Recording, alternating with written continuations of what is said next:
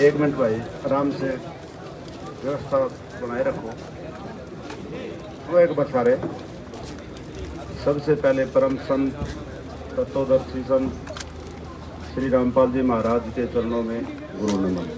सबसे पहले उनके चरणों में हमारी तरफ से नमन है। उसके बाद अब कल हमारे गांव में अन्नपूर्णा स्कीम के तहत महाराज जियों ने एक मकान, महाराज जियों के आदेश अनुसार महाराज जी की टीम ने एक मकान बनाया था, जिसकी स्थिति बहुत दयनीय थी।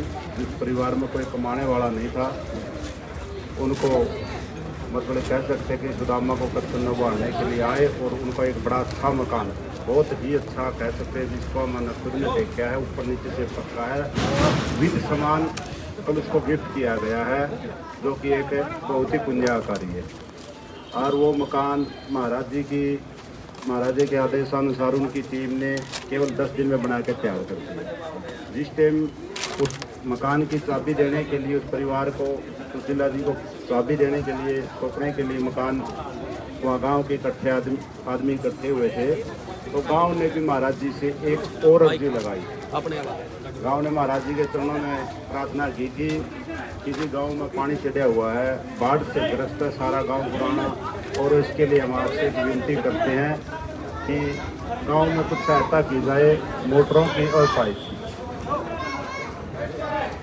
ये बात करीब ये बात 3 बजे की है। मैं मौके पे था और वहाँ से हम जैसे ही प्रसाद ग्रहण करके घर आए तो करीब 4:15 बजे, यानी कि सवा घंटे का फैसले में ही सुनील जी का फ़ोन मेरे पास आया कि महाराज जी ने वो विनती सुन ली।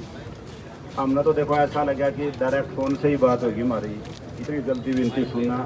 उसके बाद महाराज जी की टीम गांव से आके मिली, इन्होंने हमारी डिमांड पूछी।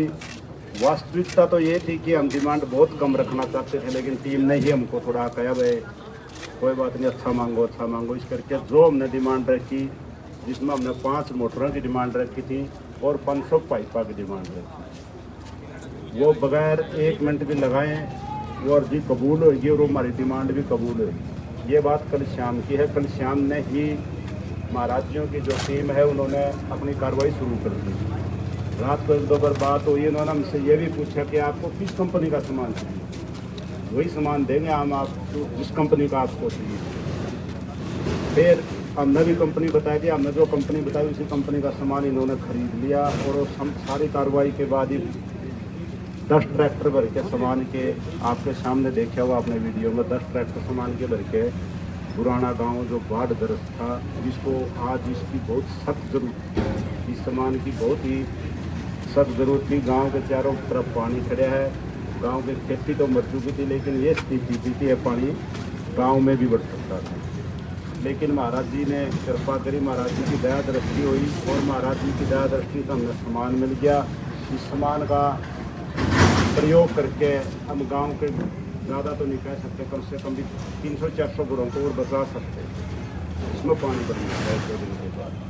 सामान की कमी की वजह से ही प्रशासन, सामान की कमी की वजह से गांव जूझ रहा था।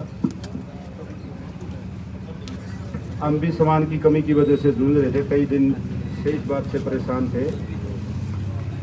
और प्रशासन से जो हमने रिक्वेस्ट की गई थी, हमारे गांव में 1 तारीख को पानी आया था, हमने प्रशासन के दरबार में अर्जी लगाई थी। वो हमारी पहली बार 11 तारीख को हमें मोटरें मिली, यानी कि 11 दिन बाद। और जो हमने महाराज जी के दरबार में अर्जी लगाई थी वो 1.25 घंटे बाद कबूल होगी। और कल शाम की बातें हैं, आज शाम में हमारे पास सारा सामान आ गया। तो मैं समस्त गांव गुराना पंचायत और गांव समस्त गुराना निवासी, जिसमें 36 बिरादरी का साथ है, 36 बिरादरी गुराना की इकट्ठी हुई है, उस सब सारी 36 बिरादरी गांव गुराना की तरफ से महाराज जी की टीम का, और जिन्होंने इतना हमारे लिए इतना किया है, उनका सबका बहुत बहुत धन्यवाद करता हूँ। उनके चरणों